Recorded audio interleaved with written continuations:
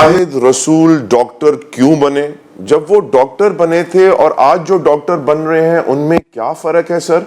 वो पैशन, वो नोबिलिटी, वो जज्बा कि मैं खिदमत करूं लोगों की, क्या आज आपको नजर आता है? कुछ इस बारे में बात। अच्छा, मेरे तो दोनों पेरेंट्स डॉक्टर हैं माशाल्लाह। वालदा मेरी डॉक्टर थी, उनकी लास्ट सेकंड जनरेशन डॉक्टर हूँ, तो मुझे तो I used to admire them the way they would live their lives. एक तो एक पर्सनल अचीवमेंट होती है आपकी, आप पेशेंट को ठीक करते हैं। हाँ, मुझे कैंसर का डॉक्टर नहीं बनना था क्योंकि आई डोंट वांट टू, या मुझे ऐसी चीज़ें नहीं, मुझे मैं वो सर्जरीज करना चाहता था जो शाम को पेशेंट ठीक होकर घर चला जाए और एक हफ्ते बाद मेरा शुक्रिया अदा करे।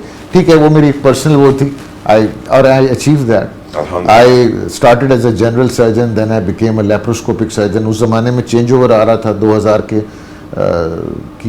डेकेड में, और फिर लेप्रोस्कोपिक से हमने मज़ीद उसको ब्रांच ऑफ किया कि डायबिटीज़ के लिए या टाइप 2 डायबिटीज़ के लिए ओवरवेट लोगों की सर्जरी, उसको इस्टेब्लिश किया, और अब रोबोटिक सर्जरी को इस्टेब्लिश कर रहा हूँ।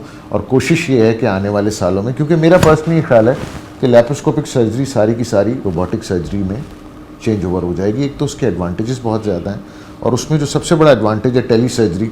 इंशाल्लाह आपको 26 में जाने से पहले एक टेली सर्जरी करके दिखाएंगे। हमारा इंटरनेट सिस्टम बहुत स्लो हुआ है, पढ़े लिखे नहीं है, बताएं टेली सर्जरी ये होगी कि मैं यहाँ बैठूंगा और हैदराबाद में सर्जरी हो रही होगी, मैं यहाँ कंसोल पे कर रहा हूँ, पेशेंट वहाँ होगा, वहाँ एक सर्जन उसको। सर मुझे डर है किसी दिन एआई सर्जरी ना कर रहा हो।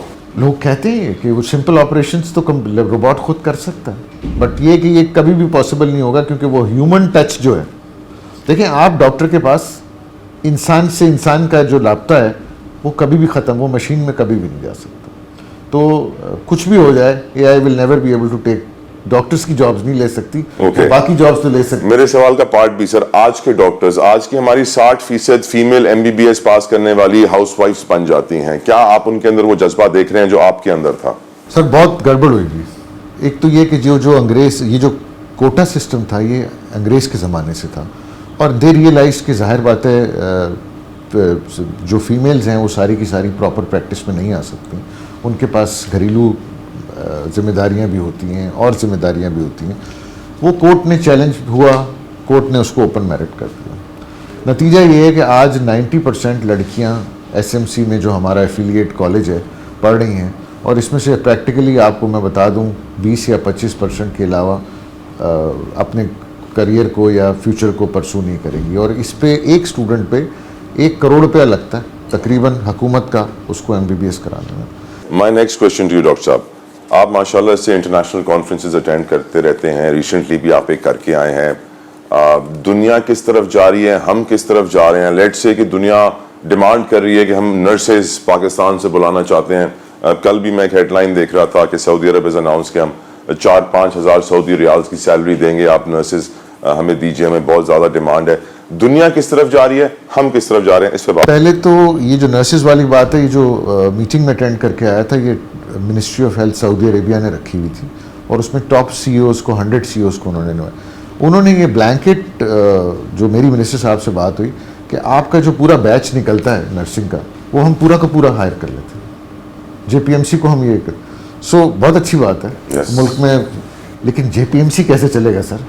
हमें जो अभी मुझे याद है फेडरल मिनिस्टर साहब ने एक बयान दिया है थोड़े दिन पहले कि तकरीबन 2 लाख नर्सेस की रिक्वायरमेंट है पाकिस्तान के अंदर। सो हमको मेडिकल कॉलेज नहीं चाहिए इतना, हमको नर्सिंग, पैरामेडिक्स, टेक्निकल कोर्सेज, इसकी रिक्वायरमेंट है।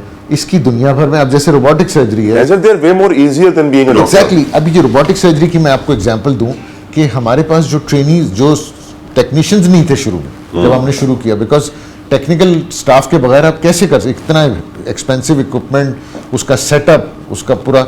अब वो ट्रेन हो गए तो उनको कभी कुवैत से कॉल आ रही है, कभी कतर से कॉल आ रही है कि जी हम आपको इतने।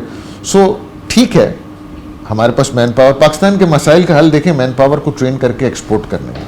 हम जो हमारी जो स्ट्रेंथ है, हम आप देखें छोटे छोटे मुल्क हैं, यहाँ पे फॉरेन के एक्सचेंज करेंसी का कितना इशू होता है। मुझे याद है मैं अज़रबैजान गया था तो उन्होंने चेक किया कि कितने डॉलर मेरे पास हैं, और जाते हुए चेक, मैंने कहा क्यों भाई? तो उन्होंने कहा जी हमारे पास हमारी जो एक्सपैट पॉपुलेशन है उसने पाकिस्तान के सर्वाइवल का बहुत बड़ा रोल, रेमिटेंसेस बहुत बड़ा रोल है हमारे, अगर वो ना हो तो शायद हमारे लिए बहुत मुश्किल हो जाए। तो हम इस इसको नर्सिंग को, टेक्नीशियंस को, इन चीज़ों पे ज़्यादा तवज्जो दें। हम कोशिश कर रहे हैं, हमारे पास 200 की कैपेसिटी है, हम इसको बढ़ाएं। और मैं एक बात बताऊं कि लोगों का जो कॉन्सेप्ट है ना, वो भी चेंज हो रहा है। पहले इसको they used to look down upon this profession, ये पर्टिकुलर एथनिक ग्रुप्स में रह गया था। अब ऐसा नहीं है।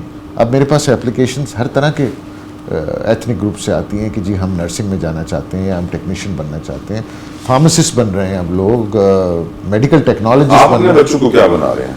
सर मेरे बच्चों को तो मैं एक दफ़ा लेके गया, 2 बेटे हैं मेरे माशाल्लाह। माशाल्लाह। तो जो बड़ा वाला था उसको मैंने कहा तुम सर्जन बनना, तो वो थिएटर में गया, उसके बाद बाहर निकल के उसने कहा कि मैं आइंदा कभी डॉक्टर नहीं बनूंगा। लेकिन छोटा वाला काफ़ी हद तक इंक्लाइंड है, वो कंप्यूटर साइंसेस में जाना चाहता था and is doing very well. But उसने एक बड़ी अच्छी बात की कि एआई जो है वो आहिस्ता आहिस्ता टेक ओवर कर लेगी इन सारी जॉब्स के ऊपर, तो मुझे अब डॉक्टर ही बनना है। अल्लाह का शुक्र है कि शायद एक 3rd जनरेशन डॉक्टर भी घर में बन जाए, उसका इंटरेस्ट भी है। बट मैं ये समझता हूँ कि मेडिसिन के प्रोफेशन में सैचुरेशन ज़रूर है, लेकिन हम अपनी फैसिलिटीज़ को, अब डेंटल को देख लें कि मेरे पास ऐसे डेंटिस्ट मैं जानता हूँ जो कॉल सेंटर्स में काम कर रहे हैं। मेरा अगला सवाल भी आपसे यही था। हमारी नेशनल हेल्थ, नौजवानों को heart attacks, mouth oral cancer आप बता रहे हैं किस तरह बढ़ गया, और मतलब बीमारियां आम हो गई हैं सर कि 32 साल के लड़के को हार्ट अटैक हुआ, अल्लाह को प्यारा हो गया। इसकी क्या वजह आप समझते हैं? देखिए, इसकी मल्टी फैक्टोरियल है। एक तो जो हमारा लाइफस्टाइल है वो बहुत सेडेंट्री हो गया। मुझे याद है कि जब मैं छोटा था तो मेरी माँ मुझे पकड़ के घर में लाया करती थी कि भाई अब अंदर आ जाओ, अजान हो गई है मगरिब की, अब खेल लिया। आज ये सिस्टम उल्टा हो चुका है। अब जबरदस्ती बाहर भेज रहे होते हैं, खेलो। मैंने जिंदगी में पहली दफ़ा पिज़्ज़ा और बर्गर 30 साल की उम्र में खाया जब वो पाकिस्तान में आया। सो ये खाने चेंज हो गए, फिजिकल एक्टिविटी चेंज हो गई, स्ट्रेस लेवल्स चेंज हो गए। बच्चे, ये मैं अपने बेटे को देखता हूँ कि वो अक्सर फ़ोन पे व्हाट्सएप पे मैसेजेस कर रहा होता है, एंड आई कैन टेल कि he is in stress and anxiety. ये फालतू का स्ट्रेस है कि नहीं? है, बिल्कुल फालतू है। आप बैठ के टेलीफोन पे मैसेजेस करके, सो ये सब चीज़ें जो है ना, ये बड़ी नेगेटिव हुई हैं। इसको एक नेशनल पॉलिसी, आपने कहा दुनिया कहाँ जा रही है, हम कहाँ जा रहे हैं? दुनिया तो प्रिवेंशन की तरफ बहुत ज़्यादा जा रही है, और दुनिया में जो सबसे इंपॉर्टेंट चीज़ है वो क्रिटिकल केयर या इमरजेंसी केयर को अपग्रेड करना चाह रहे हैं। आज जिन्ना अस्पताल की इमरजेंसी में आप 5000 पेशेंट भी ले आएँ, चीज़ें बेहतर नहीं हो सकती जब तक कि आप इंटीग्रेटेड हेल्थ केयर सिस्टम नहीं करेंगे। क्या मतलब इंटीग्रेटेड का? वाशिंगटन में मेरा पूरी क्लास, मैं खुद भी 1 साल USMLE करके US में जॉब कर चुका हूँ। मैंने वहाँ देखा कि वहाँ पे वेटिंग टाइम, अगर आपकी उंगली कट जाए और आप ER में चले जाएं तो 6 घंटे बैठना पड़ेगा आपको, क्योंकि आप इमरजेंसी नहीं है, इमरजेंसी स्ट्रेट इन जाएगी, आपको नंबर दे देंगे, आपकी बारी आएगी। उन्होंने छोटे छोटे इमरजेंसी सेंटर्स पूरे शहर में बना दिया और उनको लिंक कर दिया अस्पतालों से। This is what we need to do in Karachi. Civil hospital should have adopt a few emergencies and people should come there. इसी तरह जिन्ना अस्पताल शुड अडॉप्ट, अब्बासी शहीद शुड अडॉप्ट। तो इससे एक नेटवर्क बन जाएगा और थोड़े अरसे में लोग फिल्टर होके आपके पास आएंगे।